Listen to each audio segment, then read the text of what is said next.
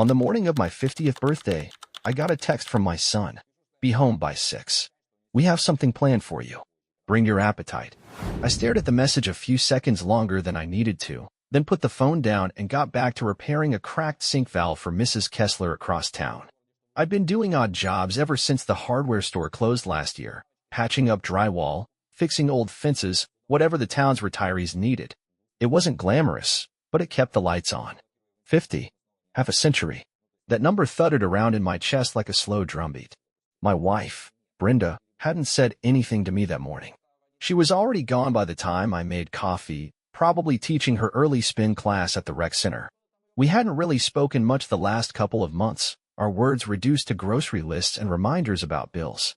Our daughter Hannah was living 2 states away, teaching middle school in a district that paid her just enough to survive but not enough to visit home often. Our son Evan, still living with us at 24, had recently started what he called a freelance lifestyle, which looked a lot like playing video games in his bedroom with the door shut. By the time I pulled into the driveway at 5:47, I was sweaty, dusty, and already bracing myself for some half-hearted celebration. But inside the house, things actually looked thought out. Candles were lit in the dining room. Real plates. Folded napkins. There was even a banner above the window that read "Cheers to 50 years." in shiny gold lettering. Brenda stood at the end of the table, holding a wine glass, smiling in a way that almost looked real. Evan was filming on his phone, something he did often now. He had a TikTok account he claimed was blowing up, though I'd never checked it myself. "Sit at the head of the table, birthday man," Brenda said, gesturing with a dramatic sweep of her hand. I did. They sang. It was a little off-key, a little too loud, but they sang. And then Brenda emerged from the kitchen holding a cake. Not store-bought. Homemade. Lopsided, maybe, but the smell was right, lemon and vanilla, just the way I liked it. I looked up at them and felt something loosen in my ribs. Maybe they remembered. Maybe they still cared. Then Evan handed me a rectangular box, already smirking. "Open it, Dad," he said. Phone trained on me. I tore into the paper carefully. It was heavy, felt expensive. Maybe a tool set, or a framed photo of something meaningful. I had no idea what they might have chosen.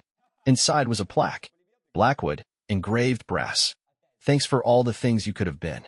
Underneath, in cursive, presented to a man who chose mediocrity with grace. Evan started laughing. "Come on, it's funny. You always say you could have been a pilot, or a builder, or, what was it, owned a marina. So we thought this was perfect." Brenda chuckled too. "It's just a joke, Sam. You're always talking about your could-be beans. We thought you'd get a kick out of it." I forced a laugh. "That's clever." I lifted the plaque and smiled for the camera. Inside, my heart was sinking like concrete in wet soil. I glanced at Brenda, searching for something behind her eyes. Regret. Maybe. But she was already cutting the cake. Evan was scrolling through footage, grinning at his screen. I didn't eat the cake. Told them I was too full from lunch. I cleaned up while they started watching some reality show in the other room. As I stood at the sink scrubbing lemon frosting off the edge of a plate, I heard Evan say through a mouthful of cake, "I bet this one's gonna blow up online." My wife responded with a laugh I hadn't heard in years. Not directed at me, of course.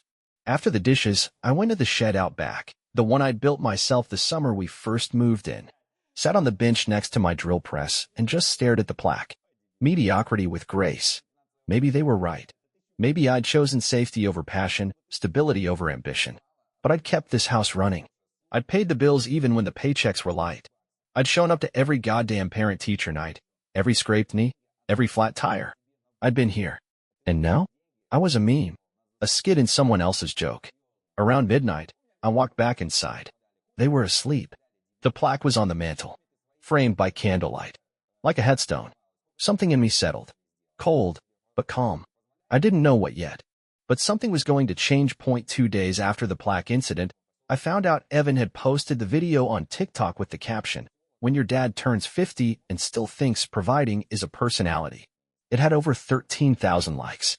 The top comment read, "Boomer energy at its finest." I didn't reply. I didn't say a word to either of them. Brenda acted like nothing had happened. She was all small talk and tight smiles.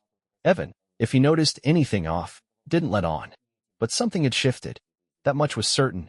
I started waking up earlier, getting dressed before sunrise, spending longer hours in the shed, cleaning tools I hadn't touched in years. taking on more repair work across town, even if it paid peanuts. It wasn't about the money. It was about feeling useful, somewhere, anywhere. One morning, while patching up a porch railing for an older couple on Mulberry Street, I got a call from a number I didn't recognize. "Is this Sam Connors?" the voice asked. "Speaking. This is Cheryl. I used to teach with Brenda, back in '08. I hope this isn't out of line, but I thought you should know something." She hesitated. My grip on the phone tightened. "There's this guy, Rick, who works with Brenda at the rec center. Personal trainer. They've been close. I mean, I don't want to stir things up, but Brenda's been telling people you're basically just roommates. That you don't talk, don't you know, connect. And now she's saying you've checked out emotionally. I didn't think it was fair, considering how she talks about your mediocrity in public. I figured you had a right to know." The wind stilled around me. The sound of hammering stopped. The whole street seemed to hush. I thanked her, told her I appreciated the call. Hung up. I didn't go home that night. Instead, I drove 2 towns over to a diner I used to eat at when I was younger. Sat at the corner booth with a slice of cherry pie and a coffee, staring at the rain sliding down the windows. I wasn't even angry. There's a strange kind of peace that comes when someone confirms what you already suspected but were too tired to face. On the drive back, I took the long way. Let the highway hum beneath me. When I finally pulled into the driveway, the house looked the same as it always did. But something about it felt artificial, like a set piece in a bad sitcom. Brenda was asleep. Evan was still online, the glow from under his door pulsing like a heartbeat. I sat on the edge of our bed, staring at Brenda's back. I didn't wake her. Didn't say anything. Instead, I opened my phone and created a new note. Titled it, Blueprint. The first item I typed. Stop building someone else's dream. Start planning your own. The next morning, while Brenda left early for her sunrise Pilates class and Evan was still snoring, I quietly started the process. I emptied out an old shoebox and began collecting small pieces. The warranty and deed papers for the house. Receipts for everything I'd paid for the last 2 decades. An old flip phone I never got rid of. My passport. Spare keys. I didn't have a concrete plan. Not yet. But I knew I wasn't going to sit still while I became the punchline in someone else's story. Later that week, a bigger twist came.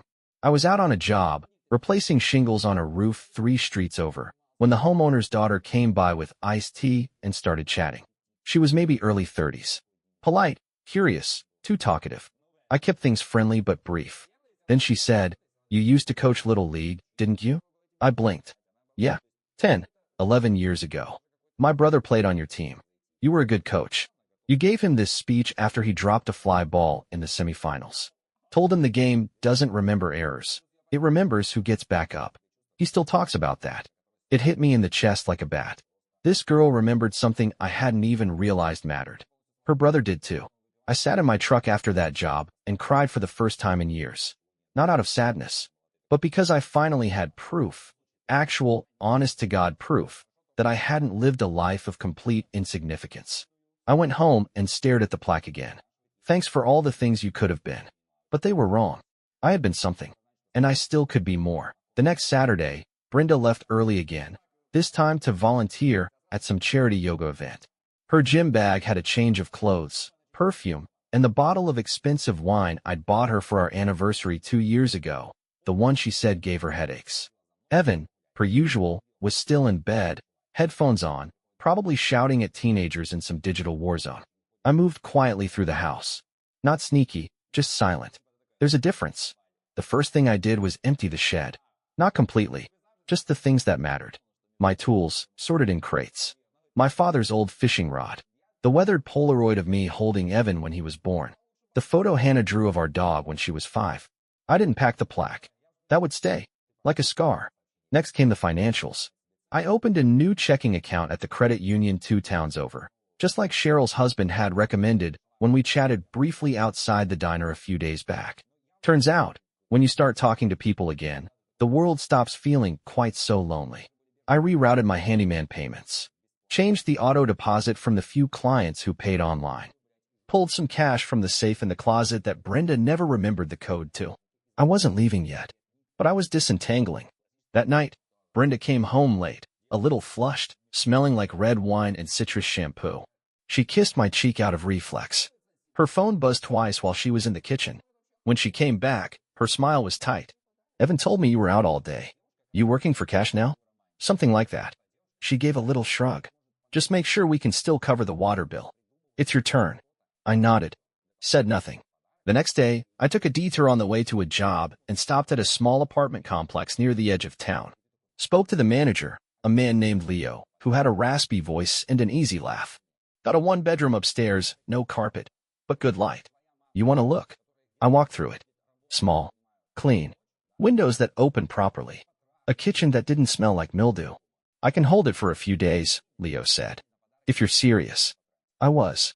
Back home, Brenda mentioned casually that she was thinking of reorganizing the home office to create a space for yoga clients. We'll need to move some of your junk out of there, she added, not even looking at me. Sure, I said. Whatever you need. She smiled. Thanks, hon. See? When you're not sulking, things run smoother. That night, I wrote 3 letters. One for Brenda, one for Evan, one for Hannah, even though she hadn't been home in almost a year. Brenda's letter was practical. I explained that I'd found out about Rick, and that I didn't blame her for feeling lost, but I refused to be her punching bag while she figured it out. I told her I'd leave peacefully, that I didn't want a war, just freedom. I laid out what I'd taken, only what belonged to me, nothing more. Evan's letter was harder.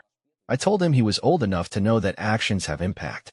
That mockery dressed up as humor still cuts. I wasn't trying to guilt him, but he needed to understand that respect doesn't come from likes or views. I ended it with, if you want to talk, really talk, you can find me. But I won't be background noise anymore. Hannah's was the shortest. Just 4 lines. I love you. I'm proud of you. I'm sorry I didn't say that more. If you ever need me, I'm here. Dad. The following Wednesday, Brenda texted to say she'd be staying late after a client session. Evan ordered takeout. I used the window. Not for drama. For simplicity. By 9 p.m., the truck was full. My phone was off. My tools were organized along the bed. At 10:30, I dropped the 3 letters on the kitchen counter and placed the plaque back on the mantel. I stared at it for a long second. Then I turned it around so the engraving faced the wall. The new apartment was dark and empty, but it didn't feel hollow. Just ready. I stood in the middle of the living room and exhaled. No one asked me to turn down the volume. No one told me to be useful or stop sulking. I sat on the floor, leaned against the wall, and closed my eyes. For the first time in years, I slept straight through the night. 4 days after I left, Brenda called from a number I didn't recognize. I let it ring. Twice. 3 times. On the 4th, I picked up. She didn't yell. She didn't cry. Her voice was clipped, efficient. So this is it? She asked. I didn't answer. She filled the silence. Evan's furious. He says you blindsided us. Left like a thief in the night. I didn't tell her I left through the window specifically to not be a thief. Didn't tell her about the letters. If they hadn't read them, that wasn't on me. I want to talk, she said finally. Not fight. Just talk. We agreed to meet at the park on Elm, the one we used to take the kids to when they were little, back when family meant a picnic blanket and juice boxes and knees covered in grass stains. Back when she used to look at me like I was enough.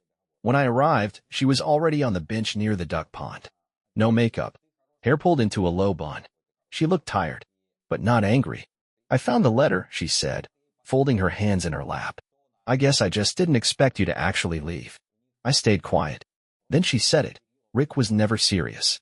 It was just attention. I didn't mean for any of this to happen. That was the moment. The one people write about. When you're supposed to fall apart or explode or forgive or something dramatic. But I didn't feel rage. Just relief. Because I finally understood. Brenda wasn't evil. She wasn't malicious. She was just someone who stopped loving me but didn't know how to admit it. Someone who, like me, had clung to a life that had long since unraveled, trying to patch holes with sarcasm and distance in other people's arms. I don't hate you, I told her. She blinked like she hadn't expected that. But I can't come back, I added. You know that. She nodded. Her voice trembled. Evan's taking it hard. He said he tried to call you. I turned the phone off, I said. I needed quiet. Then came the unexpected twist. Brenda reached into her purse and pulled out an envelope. Inside was a photo. An old one.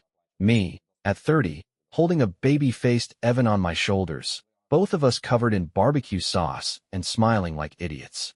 Brenda had taken that photo on a summer evening when we were still figuring things out, but happy in the not knowing. He found this in the junk drawer yesterday, she said. Told me he forgot that you used to be fun. That he remembers those cookouts. Said you used to let him sit on the roof and watch the stars. I smiled. He used to think planes were UFOs. He still kind of does, she said, and for a second, we laughed. It was genuine. Strange, but gentle. Then she said something I didn't see coming. He wants to move in with you. At least part-time. I stared at her. He says it's not about choosing sides, she added quickly. He just wants to understand you again. He says he thinks he messed up. I didn't speak for a long time. My heart was pounding, but not in fear. When? I finally asked. Next week, she said. If you're okay with it. I nodded. Tell him I'll be ready. We parted ways with a brief hug that felt more like a handshake. Not love. Not bitterness. Just closure. That night, I cleaned the apartment. Not because it was messy, but because I wanted it to feel like ours, even just for a while. I made space on the shelf for his stuff. Bought frozen pizzas. Set up the old PlayStation I found at the thrift shop. The next morning, I got a text from Hannah. Saw Evan's post. Proud of you, Dad. Let's talk soon. Attached was a screenshot. Evan had taken down all his videos about me. In their place, a simple black screen with white text. I laughed at the wrong things.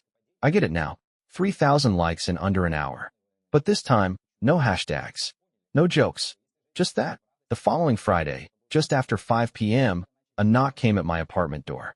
Evan stood there with a duffel bag slung over one shoulder and a pizza box balanced on the other. He looked older somehow. Or maybe I was just seeing him differently for the first time in years. Mom says hi, he said, stepping in. And that if you scratch her cast iron skillet, she'll murder you. I laughed. Sounds like her.